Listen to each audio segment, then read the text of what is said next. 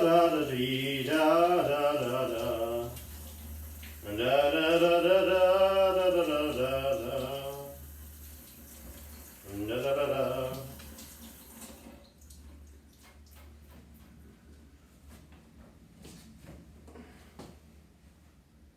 Oh, hello there.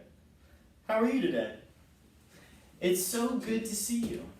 Today's Monday, April 13th, and today, before we get started, I actually have to put a quick pie in the oven, if you don't mind. I have company coming over right after we read the next chapter of Charlie and the Chocolate Factory, but I had to put a pie in the oven quickly before I get to that. So anyway, I had to wash my hands, obviously, before I get to any type of cooking, because that's super important to be super sanitary. So the first thing I'm going to need one pie tray. One pie tray. So one pie tray. Can I have one pie tray, please? One pie tray. I've got one pie tray. Now next, I'm actually going to need one stick of butter. One stick of butter, please. One stick of butter. There it is. Now, can I have some just plain sugar, please? Plain sugar, please. What are these sugar packets? Why am I getting... Okay. Sugar packets. I've got my sugar packets. I've got my stick of butter. I've got my pie tray. Now I'm going to go ahead and need some brown sugar. Can I have some brown sugar, please? That's a lot of brown sugar. I can't imagine I'm going to need all this, but okay. Next, I'm going to need some cinnamon. Can I have some cinnamon, please? Cinnamon. Got some cinnamon. We'll put the cinnamon on in there. And now can I have a couple apples, please?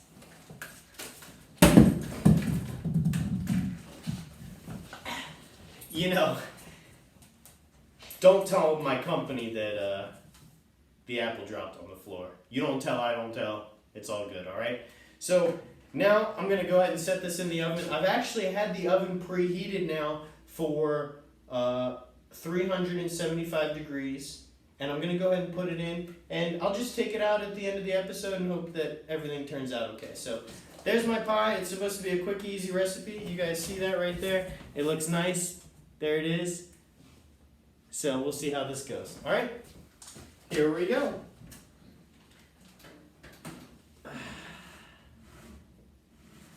Ooh, that's hot. All right, so now we'll get to the next chapter of Charlie and the Chocolate Factory.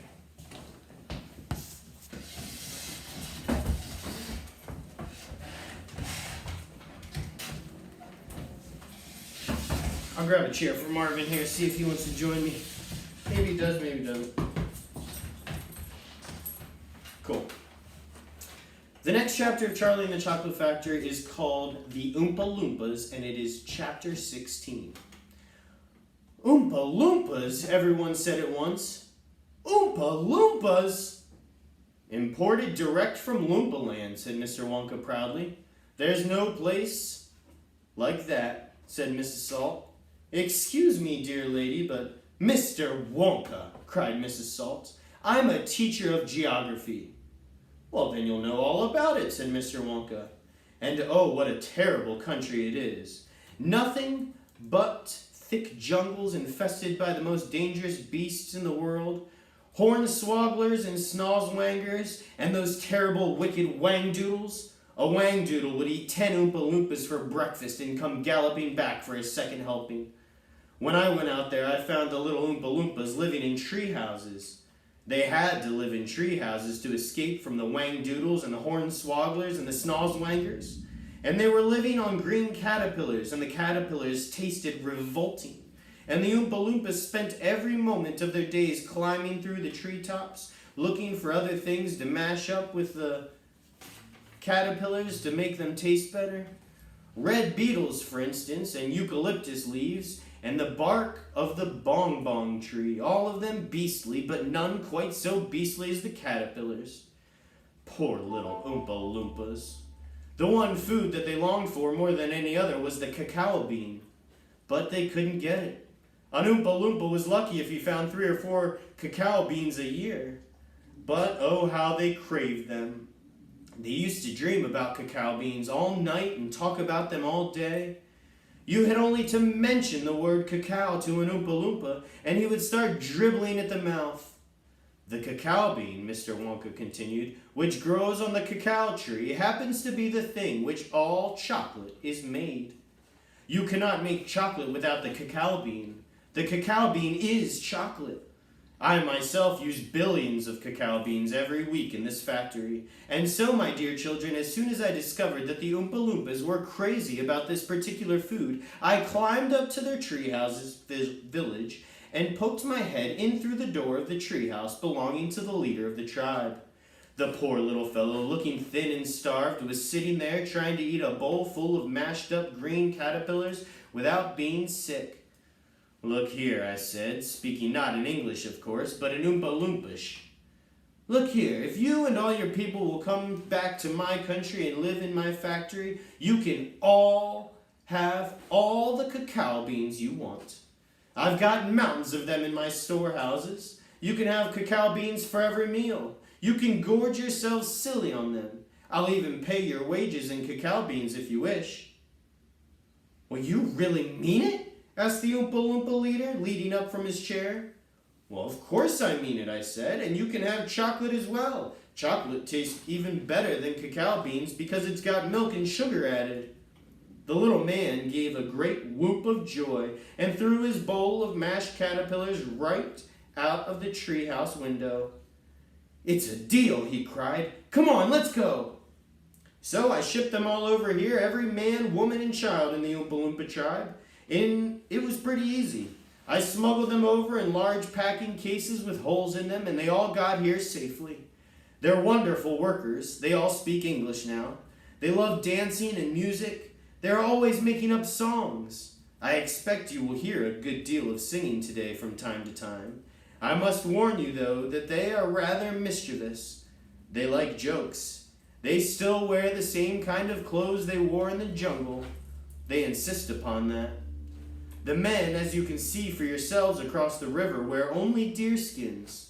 The women wear leaves, and the children wear nothing at all. The women use fresh leaves every day. Daddy! Shouted Veruca Salt, the girl who got everything she wanted. Daddy, I want an Oompa Loompa. I want you to give me an Oompa Loompa. I want a Oompa Loompa right away. I want to take it home with me. Go on, Daddy, get me an Oompa Loompa. Now, my pet, her father said to her, we mustn't interrupt Mr. Wonka. But I want an Oompa Loompa, screamed Veruca. Well, all right, Veruca, all right, but I can't get it for you this second. Please be patient. I'll see you have one before the day is out. Augustus, shouted Mrs. Gloop. Augustus, sweetheart, I don't think you had better do that. Augustus Gloop, as you might have guessed, had quietly sneaked down to the edge of the river, and he was now kneeling on the riverbank, scooping hot melted chocolate into his mouth as fast as he could. That's the end of the chapter. That's where we're going to stop today. That's where we're going to pick up tomorrow, Tuesday, April 14th, the dreaded Tuesday. You guys know I hate Tuesdays. I'm going to go ahead and set my book down. And now we're going to get on to our sock segment. First of all, I have a special shirt on today, and it's a new shirt actually, and I'll talk about my shirt a little bit more in the shout-outs, but it's got some flowers on it, it's got some coconuts on it, leaves, it's pretty cool, it's like a Hawaiian shirt, I like it. Second of all, my socks today are pretty unique in that they have lots of fishies on them. Fishy on me, I got you out there, all you fishy fans out there, I got you. Also, I like my fishy socks because I like to fish, so that's pretty cool. And now, to get into my shout-outs quickly before I check on my pie, I would like to shout out, number one, to the Easter Bunny. The Easter Bunny got me my shirt yesterday, which was in my Easter basket, so shout out to the Easter Bunny who got me my Easter basket. I would also like to shout out my grandfather. I know I've shouted out my grandfather before, but my grandfather, Eric George, turned 75 yesterday on Easter Sunday this year, so I wanted to shout out to him on his 75th birthday.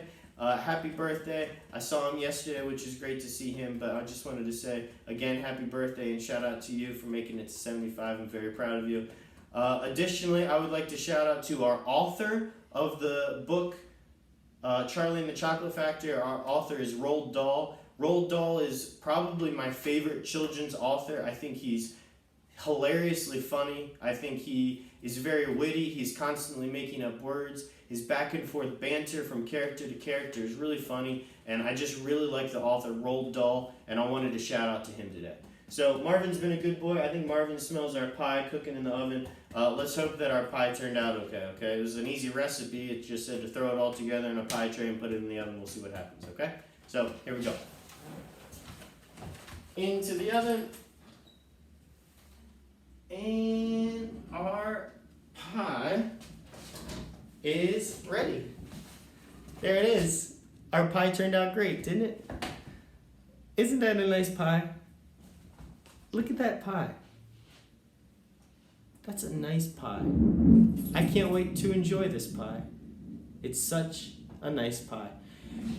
One more shout out. I would like to shout out to Pillsbury for this super easy pie recipe. I can't believe how easy this recipe was. It was a very quick recipe. I didn't even have to cut anything up or mix anything, and I could just throw it all together in the plastic bag, and wow, it turned out great. Look at that apple pie. I'm going to enjoy that soon.